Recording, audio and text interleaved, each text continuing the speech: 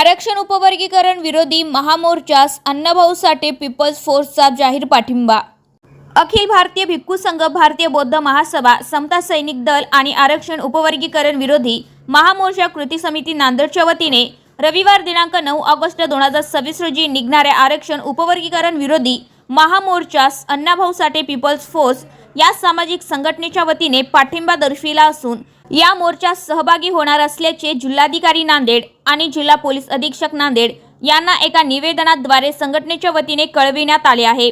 या निवेदनावर अण्णाभाऊ साठे पीपल्स फोर्सचे संस्थापक बारा वाघमारे आणि प्रदेश महासचिव सुजाताताई पोहरे यांच्या स्वाक्षऱ्या आहेत।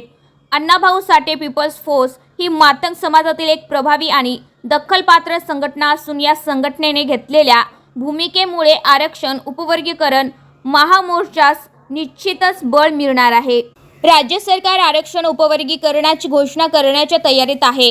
राज्य सरकारला उपवर्गीकरण करण्याची इतकी घाई का? कारण त्यांना उपवर्गीकरण करवायचे नाही तर त्यांना मताचे राजकारण करवायचे। त्यांना मातंग आणि अनुसूचित जाती असे भांडण लावायचे आहे। त्यांचा हा डाव वेळीच हाणून पाडण्यासाठी आणि अनुसूचित जाती प्रवर्गातील सर्व 59 जातींचे एकोपा आणि सामाजिक सलोखा अबाधित राखण्यासाठी आरक्षण उपवर्गीकरण विरोधी महामोर्चास पाठिंबा देण्याचा निर्णय अण्णाभाऊ साठे पीपल्सने घेतला आहे।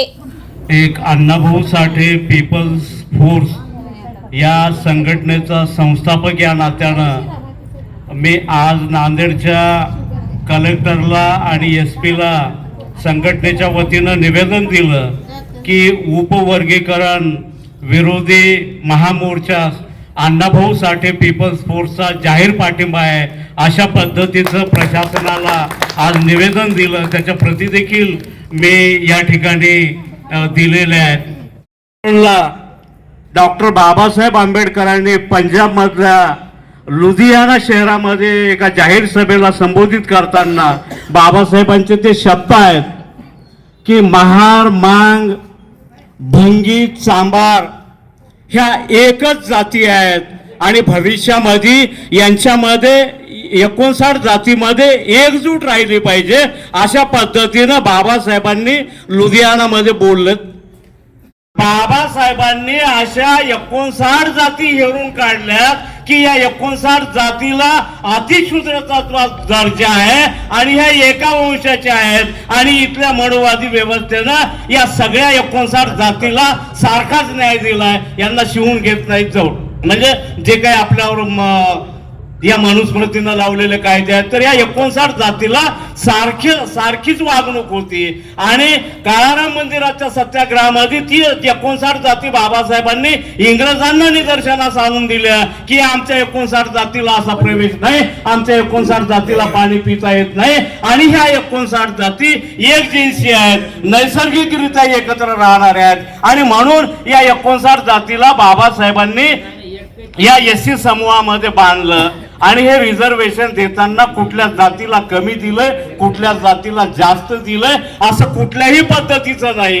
परंतु शिक्षण घेतल्याशिवाय नोकरी मिळत नाही। इथं मातंग समाजाचा असला काय, चर्मकाराचा विद्यार्थी असला काय, अजून कुठल्या जातीचा एखादा कलेक्टर करायचा असेल तर तुम्हाला जातीच्या नावावर रिझर्वेशन नाहीच। एखाद्या विद्यार्थ्याला जर कलेक्टर करायचं असेल 59 जातीमधला जो विद्यार्थी तिथं पात्र ठरलाय आणि या 59 जातीच्या कॅटेगरीमध्ये त्याची जात येते का नाही एवढं बघण्यासाठी सर्टिफिकेट ते बघितलं जातं। याचा अर्थ मी मांग आहे आणि मला कलेक्टर करा असं नाही होऊ शकत। तिथं जी काही परीक्षा आहे ती कोणासाठी आहे आणि मग बौद्धांनी बेनिफिट घेतला हा जो काही प्रचार आहे तर इथल्या बौद्धांना फार सोपं आहे, इथल्या आंबेडकरवाद्यांना फार सोपं आहे की हे वर्गीकरणाचा उपवर्गीकरणाचा लढा हाणून पाडणं किंवा त्याला विरोध करणं।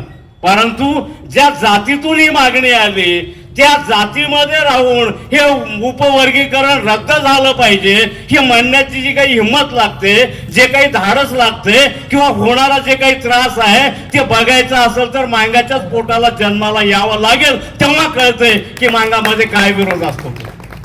आणि तरी देखील मातंग समाज हा भोळा बाबडा समाज आहे, मातंग समाज हा अडाणी समाज आहे, मातंग समाज हा गरीब आहे, यांचं काही राज्यघटनेवर अभ्यास नाही, यांना काही इथल्या व्यवस्थेतलं कळतंय अशातला भाग नाही. आंबेडकरी चळवळीला किंवा इथल्या संविधानाला धक्का पोहोचेल अशा पद्धतीनं काम करतोय. याच्यात मातंग समाजाचा दोष नाही. त्यांच्या मूर्खपणामुळे, त्यांच्या अडाणीपणामुळे, त्यांच्या गरिबीपणाचा फायदा मोहन भागवत घेत आहे.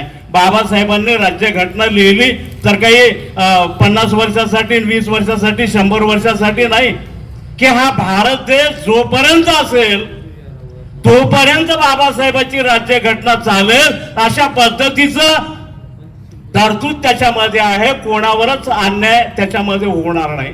आणि म्हणून ही काही सामाजिक न्यायाची अलीकडे काही मांग लोक संकल्पना मांडू लागले. शाहू महाराजांनी असं उदाहरण दिलं, तसं उदाहरण दिलं, परंतु ही संकल्पना एखाद्या आंबेडकरवादी कार्यकर्त्यांच्या डोक्यातून आली का? नाही.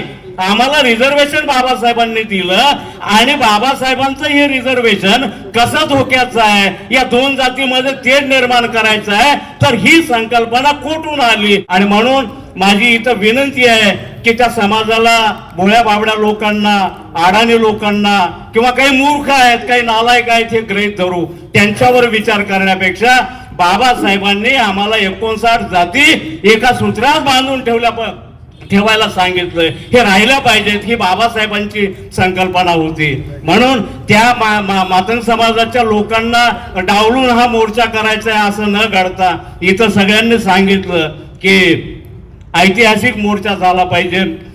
त्या मागच्या बहुजन क्रांती मोर्चा सारखा तो एवढा मोठा होता, तर कुठून सुरू झाला आणि कुठं संपला हे देखील लोकांना माहिती नाही. एवढा मोठा मोर्चा होता आणि त्या मोर्चामध्ये मातंग समाजाची लोक होती.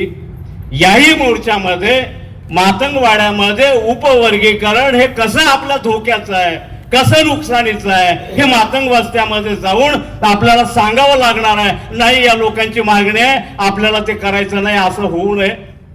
काही मातंग वस्तीमध्ये गेल्यानं कोणी आम्हाला धोंडे फेकून मारणार नाही. सकाळी केशव कांबळेशी माझं बोलणं झालं, असं आहे, तर ते म्हटलं वाघमारे साहेब अनेक लोक आहेत आपल्या समाजातले पण पुढाकार घेत नाहीत, पण त्यांनाही कळू लागले की खरंच उपवर्गीकरणामध्ये आपलं नुकसान आहे, हे काही काल्पनिक गोष्ट सांगत नाही. तर उपवर्गीकरण कोण मागतायत? मी जर मातंग समाजातला गरीब माणूस आहे सोनाली दादा, की हमाली करणार आहे, ज्याला रोजीरोटी मिळत नाही, असा माणूस जर म्हटला असता की खरंच बौद्धांची प्रगती झाली आपली नाही, तर मी मान्य केलं असतं एखाद्या वेळेस की अरे बाबा आपले गरीब लोक म्हणतात तर मान्य करू. परंतु हे आबाकडं हे उपवर्गीकरण खरंच सांगतोय. कुठल्याही वस्तीमध्ये चला माझ्या मातंग समाजामध्ये, आज एवढी सोशल मीडिया देखील आहे, अनेक चर्चा चालू आहे. कुठल्याही एखाद्या मला गरीब माणसाचं घर दाखवा, त्याला जाऊ आपण चर्चा करू, तुला याच्यातलं काही माहिती आहे का? खरंच त्याला काही माहिती नाही. आणि त्याच्याकडून जरी मागणी आली तरी मी समर्थन करेल एक जातीचा कार्यकर्ता म्हणून. परंतु ही मागणी कुठून आली की मातंग समाजामधला जो आमदार झालाय, मातंग समाजामधला जो करोडोपती झालाय, जिल्हा परिषदेचा मेंबर झालाय, महानगरपालिकेचा मेंबर झालाय, ज्यांना अब्जावधी रुपये कमवलेत, ते गद्दार साले म्हणू लागलेत की बौद्धांची प्रगती झाली आपली नाही. तिथं खरा मोठा धोका आहे.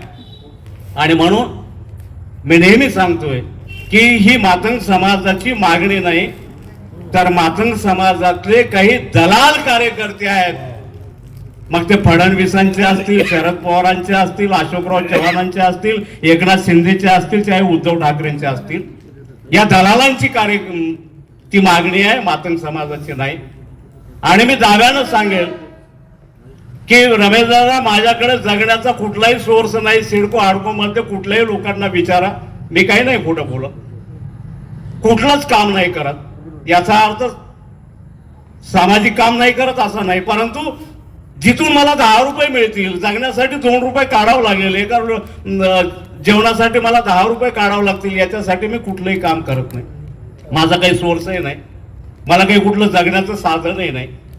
आणि तरी देखील मातंग समाजातले काही कर्मचारी लोक, कामगार लोक 2017 पासून ते आज तक आहेत. 2017ला मी अण्णाभाऊ साठे पीपल्स फोर्सची निर्मिती केली, त्या दिवशीपासून आज तक आहेत. मी एकही रुपयाचं असं काम करत नाही. आणि तरी देखील आणि मी कोणाच्या वाड्यावरही जात नाही मला जगण्यासाठी द्या म्हणून. आणि मग मातंग समाज स्वतःच्या घामाचे पैसे मला देतोय. मातंग समाजातले कर्मचारी मला आजही दर महिना पैसे देतात. त्यांचे पैसे खाऊन मी समाजाचं काम करतोय, कोणाची गुलामीगिरी नाही करत, स्वाभिमानाचं काम करतोय. म्हणून मी सांगतोय की मातंग समाजाचा या आबगडाला समर्थन त्यांचं नाही असतं तर मला भीक मागायची वेळ आली असती, असतं तर मला उपाशी मारायची वेळ आली असती, कारण मांगाने मला पैसे दिले नसते. मी काय कोणाच्या घरी दारोदार जात नाही, मला आणून देतात पैसे, मला जगवतात ते. आणि म्हणून ही एवढी सत्यता आहे. आणि जे काही बदमाशा आहेत तर आहेत. विठ्ठल दादा इथं आहेत, विलास दादा गजबारे आहेत, आपले सम्राट भाऊ आढावा आहेत चिडकूचे, आमचे संजयजी निळेकर आहेत, अमृतरावजी नरंगलकर आहेत किंवा राजू भाऊ लांडगे आहेत. यांना मी विनंती करतोय की आपण इथं बौद्धवाड्यात जसा हा मोर्चा यशस्वी करण्यासाठी तो घराघरातली माणसं आपण बौद्धांचे निघतीलच, त्याच्याबद्दल काही दुमत नाही. परंतु मातंग समाजाची माणसं देखील जास्तीत जास्त या मोर्चामध्ये आली पाहिजेत. याच्यासाठी आपण मातंग वस्त्यामध्ये बैठका घेऊ आणि उपवर्गीकरणाच्या विरोधात एखादा बौद्ध मांगवाड्यात आलाय, कोणी दगड फेकून मारला तर मांग म्हणून पहिला दगड मला लागेल, तुम्हाला लागणार नाही, याची मी ग्वाही देतो. म्हणून मातंग समाजामध्ये देखील आपण बैठका घेऊ, त्यांना समजावून सांगू. ती येणार नाहीत ते येणार नाहीत, पण बऱ्यापैकी मातंग समाज याच्यामध्ये सहभागी होऊ शकतो. त्या दृष्टीनं आपण प्रयत्न केले पाहिजेत.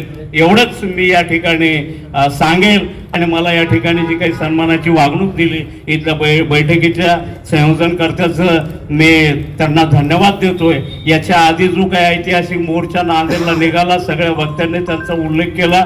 वाणेगावला इथं नांदेडच्या जवळ अण्णाभाऊ साठेंची 30 ऑगस्टला जयंती होती, पोळा होता. त्या दिवशी सुरेशदादा गायकवाड, मी, राहुल प्रधान तिघजण होतो.